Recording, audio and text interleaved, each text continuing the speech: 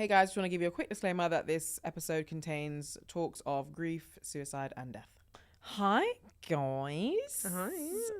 How are we? How's your week been? My week's been hectic. I don't have a coffee today. I'm kind of sad. Oh, you didn't? I made a nice one at home. Did you? Had my nice Nespresso noisette. No, it's not noisette. It's giving there's rice at home, so yeah. So I can be there. Yeah, so this week, guys, we're having a deep chat today. Some days deep chat. Sundays deep chat. Today we're going to show our depth because, you know, in previous episodes I've showed my idiosity. Yeah, you got to have a balance. We're talking about grief, which is kind of a sad one. Yeah. What's your first experience with grief? Oh, I've had so many. So much. Like, my therapist is literally probably like, are you okay in life? My therapist in one of our first conversations about grief said to me that my life is very deeply intertwined with grief because my grandma died when my mum was pregnant. So she said that those emotions from when my grandma died would be transferred from my mum to me in the womb, and that's why she thinks that I've had such an maybe I don't not say that like death is drawn to me because it kind of sounds like she's saying that, but like death is drawn to me. I've had a death in my life probably at least one every 2 years for my whole life, which is quite a lot. Yeah, it's quite a lot. I mean, I know some people who are like adults, like my age, and they've lost like no one. Yeah, same. Which is like, I'm like, wow. Yeah. Like, imagine. Because I had my grandma when I was born, or before I was born, and then my first like encounter with death was my brother died when I was 2. It was for my second birthday, he died. And then I can't really recall any deaths in like my childhood past that, maybe because I wasn't really paying attention. But but like obviously unless you have like a big significant death at a young age, you're probably not going to remember it. So I remember that my brother died, but I don't remember. No, sorry, that's like when I was 10, my cousin died in a car crash. Who's my favorite cousin as well. I have like really fond memories of him, and then it just keeps on going basically until like a couple years ago even I had a death. I think it keeps on going for life. This is the thing. I feel like does it make me I don't think it makes me numb to it, but it makes me like I just expect it. Yeah, I'm the same. Yeah, I'm so much the same. Like I think, and you can tell the difference because like it, for example, even with my ex, he never had any significant like big, well he did, like his cousin died, but then it wasn't really like anyone else. So like for years and years of his life until he got older, he never had anyone else. And I could tell like we weren't set up the same because of that, because like there were certain things that like I would worry about that he wouldn't, because I just was very sensitive to like death. We're gonna die soon. Yeah. Like, not we're gonna die soon, but like we're gonna die one day type of thing. And you always kind of have that like in your mind, I think. I'm kind of jealous of those people because I feel like, you know, it must be so blissful to walk through life just not worrying that like, oh yeah, someone just might die. Like, and I think like, you could still worry, but like you don't have the same. You're not worried the same because you've never experienced it. And I think also like I did have quite a lot of deaths in my like life, but I think like one that was super significant for me was only like a few years ago when one of my best friends died, and I feel like that one really really rocked me because I think that not just that it was unexpected, but just like I don't know, it's kind of different when you're like, oh yeah, my aunt died or like something like that. Like unless you're like mad close to that person, you don't kind of you feel it, but you don't feel it. But then when someone who you speak to every day dies, that's crazy. Yeah, see, that scares me. Because I'm like, one day, like my friends, like our friend group, like one person's going to be without the other. Yeah, well, that's what it was like for me. Yeah, it was like one day he was there and then one day he was not there. It's his anniversary soon, and it's just like kind of crazy to think like. Yeah. And I feel like I've had a lot of secondhand death recently, but I've also had death like my whole life. Like literally one of my like close cousins in America, his sister died before I was born. And I remember just like being a child and hearing this name and like seeing photos. Yeah. And stuff like that. And like just being, I remember feeling a bit confused. So I was just like, that was like my first experience. I was like, oh, like this person's just like died. Like this is kind of weird. She was young as well. She was like in her 20s. So like, I was like, oh, this is like really strange. And then like, obviously as a child, then my granddad died when I was super young. My mum died when I was super young. Like you just constantly have these things. And it's like, oh, it kind of becomes like, so you just wait for the next person. Type of thing. Which is kind of crazy that like, when it's crazy when you get to a point where you're like, it's kind of normal that over the next few years like someone else is gonna die. Yeah, like you just kind of get kind of used to it. And I think I didn't have like then I was like really close to my grandma. She died when I was like 15, and then there was like I didn't have no one. Then one of our friends died in a car crash when we were like 17, and that was like that was crazy also, because like you just don't, like you said, like young people, It's you just crazy when don't it's young expect young people people. to die. Yeah. Or like somebody's sick and then they die, like it kind of makes more sense rather than the sudden deaths. Like it's crazy when it gets to that point where it's like so sudden that someone's just like passing away, and then you see how people like come together, and that's like kind of like a nice thing, I guess, like how everybody like finds comfort in each other. And I guess different to when I was a child, because there wasn't that. Like I think as of when your friend dies, everybody kind of came together, support each other, whatever it is. And even now when like my friends are losing like parents and stuff, you kind of like everybody pulls together to be there for that person. But as a child, and I think, I don't know if I said this on here, but I was having a conversation with someone else where like for my parent, it was kind of like, okay, like, so your parents died, like that's it, like you get back to school, or you like you carry on, you know. There was no like, I didn't have therapy, I didn't have anything really. I think back then like therapy just wasn't like a thing. I think especially with our parents' generations, like they just don't, in the UK especially, and both of us coming from partly Caribbean households, I think like for Caribbean people it's just like not really heard of. Like they don't go to therapy, like you don't go to therapy and you like talk it out. They just didn't do that, you know, you just got on with it. And I think that is a real struggle and a real difficulty for them. And like sometimes I've had conversations with my parents about when my brother died, and I'll never forget that there was a conversation where my mum was like, you know, when like Sean passed away, like your dad, like I don't even remember him crying, and my dad was like, what? And it's like their versions of that day and that event are so completely different because they're just so blurred by their emotions. Yeah. You know, they just don't really have like, they have a completely different recollection of the day and the time and how everything happened. And I think it's just like, they just dealt with it so differently. And I think that's a cultural and a like a gender thing as well. And I don't think people really talk about it. I don't know what it's They like don't in your talk about household. They've never spoken. I've never heard them talk about it unless I've asked questions. Yeah, it's just a weird topic. Like I don't, probably not like it's for everyone, but definitely like you said, like Caribbean households, like nobody, like once someone's died, like they're not really mentioned like that. Like they are mentioned, but like they're not talked about in that sense, which I think is actually a real big problem. I do think it's true, and I think that they don't really deal with the grief, because I remember like a few years back, me and my mum went to this thing. It was like a study, and it was about young children that had died, and my mum started crying, and she just said like, oh, like when they were talking about like children in the hospital, like it really made me think about Sean. And I was like,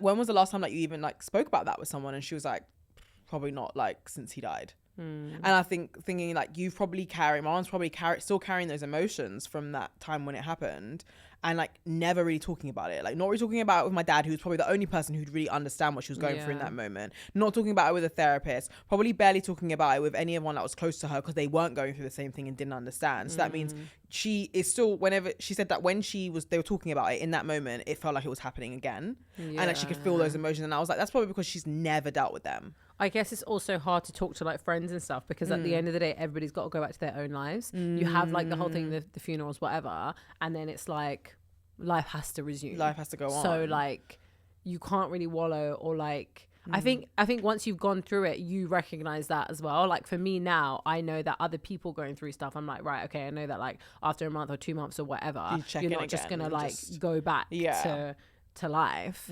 But like, yeah, they were just in the 90s, there just wasn't that. I just don't think people talked about their emotions back then. Like, I just don't.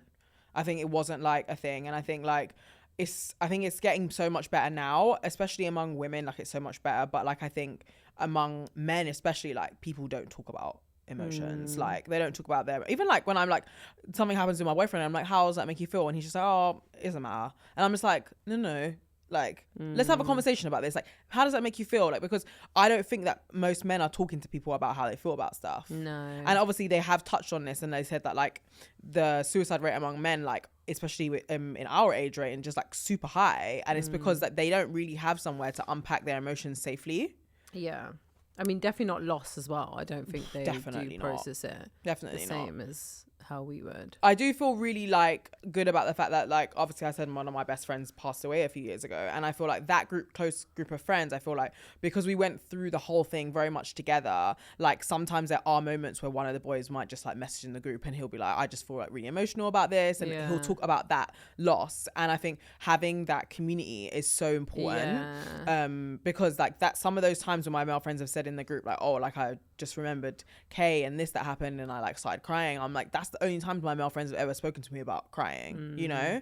So I think it's like community is so important among your friends. I always remember as well when my friend passed away, we were all at college and I was crying for like days. It was very traumatic. Like the whole thing was very traumatic. And I remember like after like 5 days or a week or something, my dad turned around to me and was like, why are you still crying over this? Yeah. Really? Yeah. I'll never forget that. I never forget. And for somebody who like firsthand experienced loss, like I just thought that was really crazy. But I think it's probably Like, as a man and as a man of his generation and a Caribbean man on top of that, I feel like for him it's not acceptable to feel emotions. Yeah. And because he's probably had to put his emotions in a box so many times, he probably just can't fathom being able to actually feel that loss. Like he probably has never really dealt with a lot of the losses that he's been through. And I was literally just like eating breakfast, just crying, and then he said that, and I was just like, also like it then puts that thing on you of like you're then ashamed to be upset because you're like, okay, I can't be upset like outwardly because it's clearly not like acceptable, you know. And this is the problem, and I think that's why it's like so important, like among each other and among your, if you have children, to like those children allow them to like feel their emotions like openly for things, because that's the healthy response. The healthy response is that you need to release like these emotions and these feelings, but like not having like an outlet to do that, it's not healthy at all. It's really bad. And I remember I listened to this documentary. I listened to this podcast with Rio Ferdinand where he talks about like his life, and I've also watched his documentary about his wife. And I remember him saying like when his wife died, he was basically like, you know, he grew up in a household where like emotions weren't acceptable, like a very Caribbean household. His dad was like very strict, and like he, you know, he didn't really know how to process his emotions of grief about losing his wife. And it is a really good documentary because it's like it really opens up about like men and emotions and like grief and loss and like what that's like, because I just think until you've experienced it firsthand, it's really, really hard to deal with. And like if you don't have anyone around you to like help you, like what do you even do? And also I think it also matters like it doesn't even matter if you've experienced it firsthand. It could be so different. Like it's so I've lost a parent, but I know 2 people recently have lost a parent, and it's completely different to my situation. You know, you still can't, like I'm in the place where like I don't really get upset anymore because it's been so many years. So it's kind of like I'm a bit like, okay, like time's gone on, you've like healed to a certain extent, whatever. But for them it's like fresh. So it's completely different where I'm like, I can't even picture or imagine like being in that situation, because like I can't imagine, like I've known most of my friends more time in my life than I've had a mother. Which is crazy. Actually crazy. It's crazy, but it's not crazy to me. Yeah, because it's your lived experience, you know. So it's weird, but then it's like truth. That's wild. But then, like, do you think that's because when you lost your mum, you were quite young? Do you feel like it's a different situation for them now because they're an adult? Yeah, 100%. Okay. Like it's like there's not one worse than the other, but like there is to a certain extent because you spent more time with that person. I guess you're older, but then I don't know, like it can be both sides. Yeah, but then of the like coin, my mum, really. I don't think my mum's healed from losing a child. Yeah, and she only had that child for a year. Yeah, that's true. So like, and you only have one mum. Yeah, that's true. You know, I think every grief is different. Like it's not tangible, but I think it is, the loss can impact us all differently. Yeah. Oh God, this is a sad subject. It really is. Yeah, it is sad. I was gonna say I saw this TikTok and this guy was basically saying like how his brother passed away, and he was saying like he was trying to date, he was getting ready for this date, like, and he was basically saying the problem is that like every day he goes on, he like brings his grief to the table, and I thought that was such an interesting way to like put it, because it's true. Like every time you have a conversation, someone is like to me, oh, like how many siblings do you have? Well, actually, like I have 3 siblings, but one passed away. So then it's like, oh, so sorry to hear that. Like, and it's like you kind of become even numb to the so sorry to hear that. Yeah, you do, because it's like, oh, you know, it's just something people say to be polite, but like so much time has passed that like you don't really understand those feelings. And I think for me especially, like I was so young, like I don't really remember, like I know that from my parents that like I used to ask about him a lot. So I used to be like, where's my Shawnee? Like I used to ask like where he is all the time for like quite a while. But that's the only thing I know about that, because I was such a baby. But when people say anyway, like, oh, like how does that feel or whatever, I don't really have a response. Yeah. You know? Yeah. That's the same with me. And I think people it's the thing, like you said, people saying, I'm sorry for your loss. Like, I hate saying that to people because I think it is just such a generic response. Like, it's just like something that is in a book somewhere where it's like, this is what you say to people. But like, it doesn't, like, to me, it doesn't actually really mean anything. Like, it's just like, okay, cool. And I think this is like part of the reason why literally I'm getting my tattoos removed, because I just hate it coming up in a conversation and then people feel more awkward than you. They're like, oh, like, what's your tattoo saying? I'm like, oh, it's my mum's like date of birth and like day she died. And then they're just like, then they go weird and they're like, oh. I think also like it's like what you like when someone hasn't really experienced like loss, it's very, very hard to then like know how to react to someone. Yeah, I think the more that you experience loss, the easier it becomes to react to people, because you understand like kind of to a degree, you know, they're going through something, and you can kind of understand it on a level. Whereas if you've never been through like a significant loss, like it's only been people that are distant from you or second cousin removed, like you're not gonna really understand the depths of that. Even in school, I always felt weird where people were like I just didn't want people to know. It's just like a weird, like people would just be weird with you, like. And especially when you're in a community where like I don't think I met somebody else who lost a parent until like at least I was 17, 18. Oh, really? No, I didn't know, like, during school, like, I didn't know anybody who'd lost a parent. So I was, like, the weird one. So I was like, actually, no, one of my best friends in school, she lost her mum, but we were, like, 16. And that was, like, happening at the time. But, like, yeah, I didn't know anybody. So I was like, this is just weird for me to be, like, and then people just go weird of you. And I just always hated that. And then remember in school where everyone used to be like, your mum. So like then someone says that to you, so like, it was funny. So then people used to say it to me, but I used to make them feel bad because I was like, just don't say that to people. Yeah, like, it's not good. That was like my attitude. So I'd be like, yeah, like don't say that. And like it didn't really affect me, but I'd just be like, you shouldn't say that. Yeah, like you just shouldn't be saying that. Obviously they're just kids like messing about, but I'm like, where did that whole your mum thing come yeah, from? they just like be shouting it out in class, and you're like, I just don't get this. Yeah, I mean, boys. Yeah.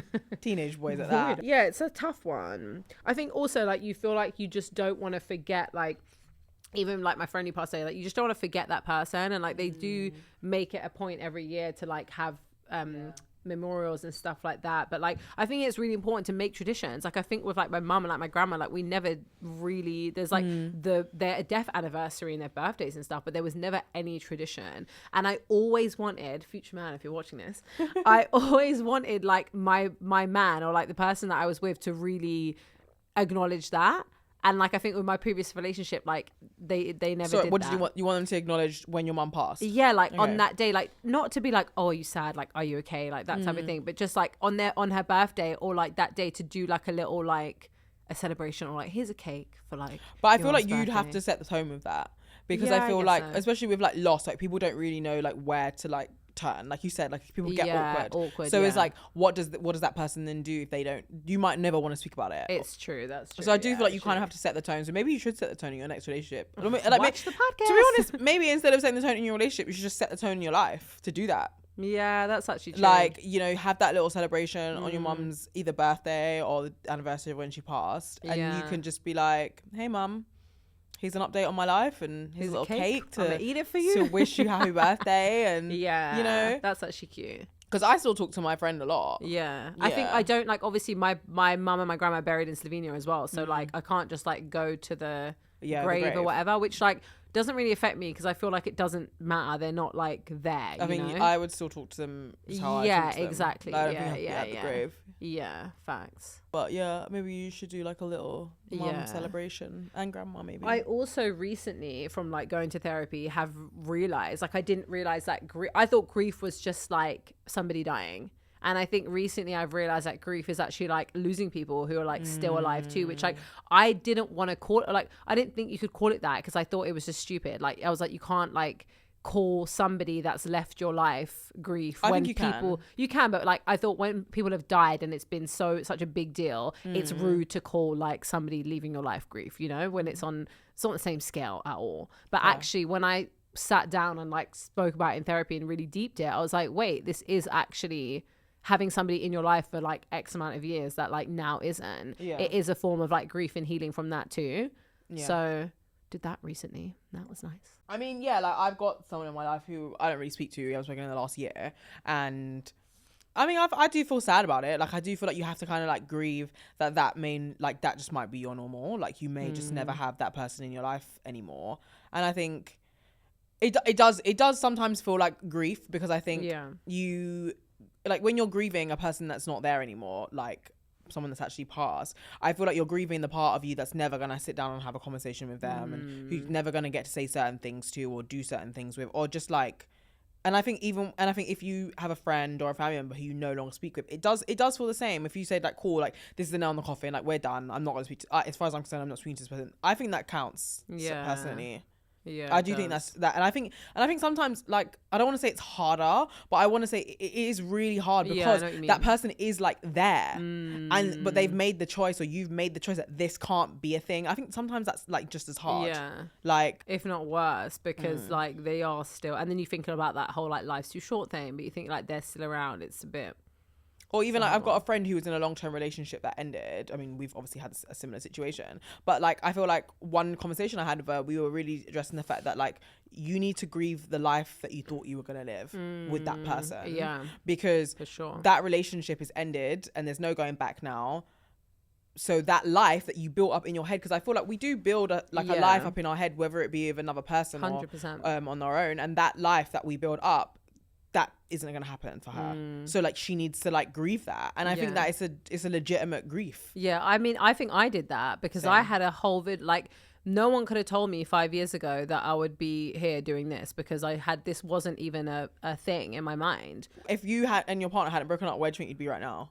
I'd probably have kids. Really? Probably multiple. Oh my God. Well, yeah, because I was kind of just going with the flow, where like, oh yeah, I've had relationships like it's that. not necessarily that I didn't want that, but I think the place that I was at, it just like was like, yeah, we're gonna do this together, and then we're gonna like do this together, and then we're gonna like, that's just how it was, you know. You're not really thinking of, oh, I'm gonna go and like travel the world, or I'm gonna go and start my own business. Like I was thinking that to a certain extent, but not really, because you're always thinking of that other person and what you're doing together and how you're growing together. So it was more of like, you know, like we're gonna do this together. So yeah, probably. So that's what I mean. Also, when I looked back, I was like, wait, like all of this stuff that like I thought I'd be doing, like I'm not doing, and this is kind of weird. And sometimes I'm like, there's an alternate reality of me who's like living that life for sure. Crazy. And like, Hell's God 2.0. knows how she is. Yeah, I hope she's sending well. love. Yeah, thoughts and prayers. But yeah, no, I definitely think like grief comes in like very many like different, manifests in different ways in different kind of situations. I just don't think it's just as clear cut as like someone's past.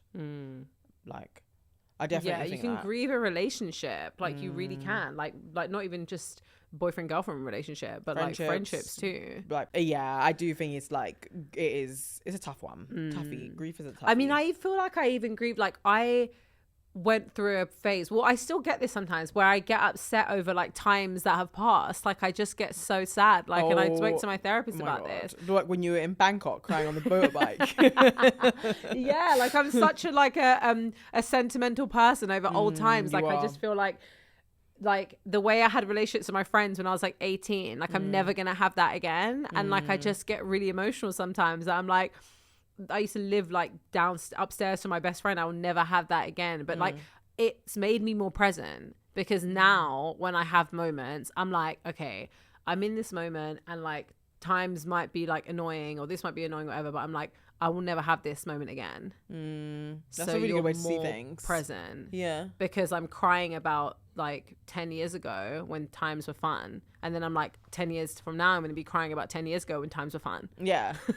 I think also, yeah, like your definition of fun is like always like changing, right? So like when you're like, oh, I'm never going to live upstairs from my like flatmate, my best friend anymore, or we're never going to go on like crazy nights out anymore. Okay, but then you're also never going to be, like in 10 years time, you're probably not going riding around on the back of a scooter in Bangkok, like going to cafes to get mini cakes, are you? Yeah. Because that was your definition of fun 2 weeks ago. It's true. You know?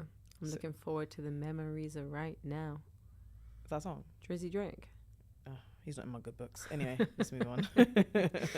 Yeah. BBL Drizzy. BBL Drizzy. Yeah, I think we do. I think the problem also is that I think when you've also experienced a lot of loss, people think that you should forgive everything too, which is kind of a problem for me, because certain people are like, you know, life is short, which it is, but that doesn't mean that like everyone should get an in. Life is short, but life is not too short to be taken for idiot. We should get that printed on the t-shirt. It's true, yeah. Like life is short, but still like feel how you want to feel and do the things you want to do. Yeah, 100%. I think it's an amalgamation of like all these things. It's like be present, enjoy the moment, but also like it's important to like enjoy that time and not like and set boundaries and like be loved in the way that you deserve to be loved. It's not, life is not so short that you should be like treated like an idiot and not loved and, you know, suck things up for the sake of sucking them up, because like maybe some people shouldn't be in your life, and it's okay to grieve those people that have left because they don't deserve a spot in your life. But like, just life is short, so make sure that the spots in your life are taken up by people who are worth it. Like, I think it's so important, and I feel like very lucky to say, like, I think there was a time in my life when I had a lot of friends. I could have a birthday and I could probably invite 30, 40 people and they'd probably show up. Yeah, but then I think as time goes by, like, you, not that you distance yourself, but like some of those friends are going to drop off because those friends don't actually like give a shit. And like, I've had like come to that realization a lot over the last few years that as my lifestyle has changed and I've had less time, some people have moved away from me, and because I don't have enough time for them, or because they don't like my lifestyle, or just whatever their reason might be. And I'm absolutely okay with that, because if you don't want to be in my life, I don't want to waste your time, and I don't want my time wasted investing in people who aren't going to show up for me, you know? Like, out of those 30, 40 people, how many of those people could I have called and actually would have dropped their shit to come and help me? You know, probably not all of them, but now I can say, like, the people that are around me, even if I didn't speak to them for 2-3 months, if I called them tomorrow and was like, I need you, they would be there. Yeah, I think that's one thing that happens in your 30s. I'm not gonna lie, the crap is really weeded out. Like, weeding out all the shits. Yeah, you're just left with the good uns. I got sunflowers and well roses. Not always, but like, I mean, you may lose and gain and change again over the next few years. But I think also, like, I think this idea that you like, I think it's really lovely to have the same people in your life like for a really long period of time. And I think it's important to have like your day ones. But I also don't think it's the be all and end all that your friends have been in your life for 15 years. Because what if you've had 15 shit years and then you meet someone and have one amazing quality year of them actually showing you what a friend's about? You know, like, I think quality over quantity. I also think it's not embarrassing to grieve like ex-friends. No. Or even like ex-relationships. Like, I just don't think it is. I think you're always going to get like a reminder. Like, there's some things I see sometimes that will remind me of like an ex-friend or something. And I'm like, okay. But like, it was nice while it lasted. Like, there's no shade to them, but like, we've departed. Yeah. Sayonara, sucker. There's also a reason they're not around anymore. Yeah. Do you like grieve? Have you ever like grieved an ex? I mean, what, the months I spent in bed crying over them, I think that's not grief enough. Yeah, I guess. Yeah. There ain't no more tears to cry, honey.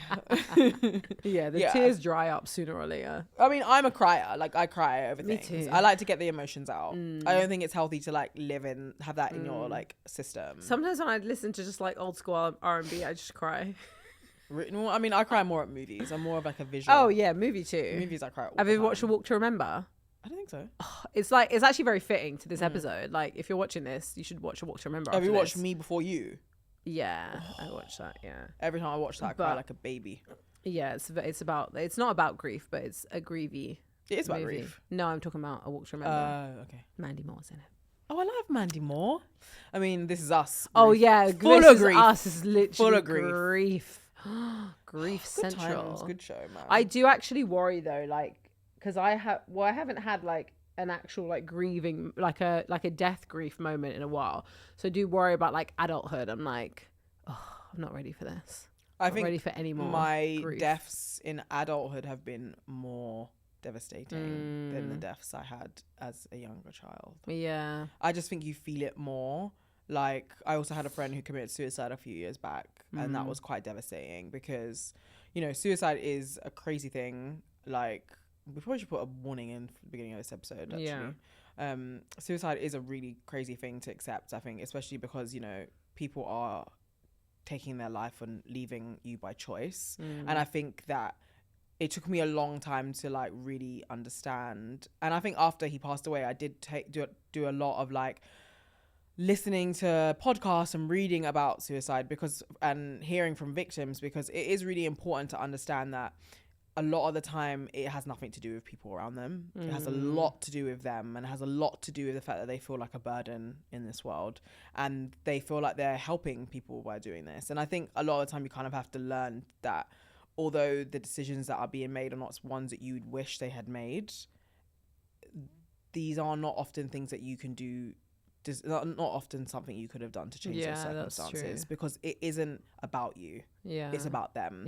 And making it about you is where you fuck up, because then I think it's hard not to some people's situations. 100%. Definitely, if you're super close to that person, you're always gonna. I think for the rest of your life, you're gonna think, "What could I have done?" Yeah, 100%. But I think through therapy and through the research, like the listening and all the stuff I did after, I came to like accept that you can't burden yourself with that, because you will then feel that way for the rest of your life, like you said. And I think that as much as it's crazy to say, it's their wishes of that person, it's really sad, but it is the wishes of that person. So that one is, I think, is even a different kind of pill to chew, I can't lie. But not a good one. Sad. It's very tragic. If you could tell people like how to prepare for something like death, do you think there's any way you can tell them? I don't think there is a way to prepare for it. You can't prepare, like you can never prepare. I mean, I think some people are a bit more prepared, like if somebody's ill, like say if I'm like, right, I've got a month to live, then like you're like, okay, cool, you know that that's a fact, and you know that you have to basically do everything with this person before that time. So I mean, I don't know, because I've never experienced that, but I guess in that situation you'll be more prepared rather than, someone there being an accident or something. But I also just actually want to touch on, like, lately there's been a lot of like definitely men, like young guys, like somebody I went to college with recently has passed away, like health related things, where guys are not getting checked out. And I just really want to push the agenda of like, men just are like, oh, I have this thing, like whatever, like it's fine, but like get it checked. I literally was at the gym 2 days ago and the news was on, and I saw them saying about how people aged between 28 to 35 or something are wasting GP's time because we go to the GP for anything.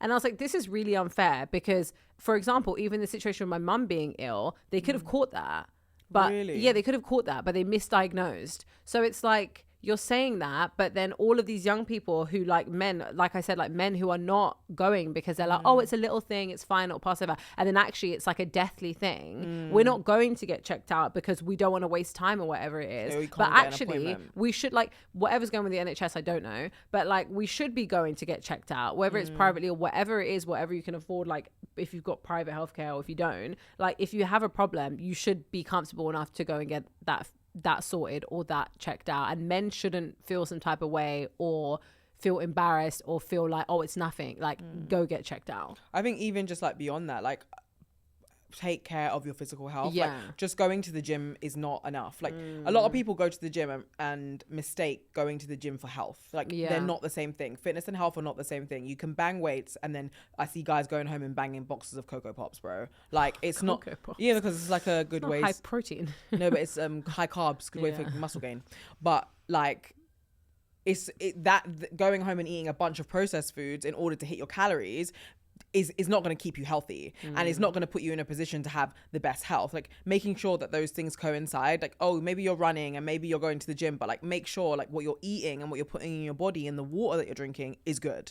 Make sure that you're prioritizing your health as an overall all-round thing, especially in your 30s. Like I can't like push this more. Like in your 30s, once you hit 30, your muscle mass declines more and more every year. And just go get random health checks. Like sometimes I'll just do like a random blood test or whatever it is. Like you can get them online these days. Like it's so simple to just check, and it can literally like save your life. And some of these things are like some of the things like going organic, for instance, to help washing your vegetables with pesticide remover. All these things can literally change the longevity of your life.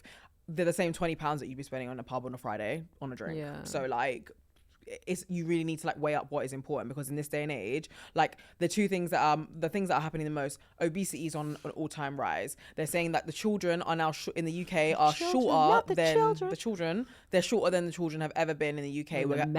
We have a decline in height, and that's because we're giving kids processed foods so young, and they're not growing anymore. We have a rise in colon and gut cancer, pancreatic cancer, women uterus cancer, because we're eating things that are fucking up our guts. Bro, everybody, health is so important. Like I can't, or just know what's going on with your body as well. I think that's really important. But it's not even like a thing of like you need to go out and like you don't need to be vegan. Like you don't need to shop in Waitrose, or you can go and shop in Lidl. Like just eat more whole foods and be outside more. Like it's that simple.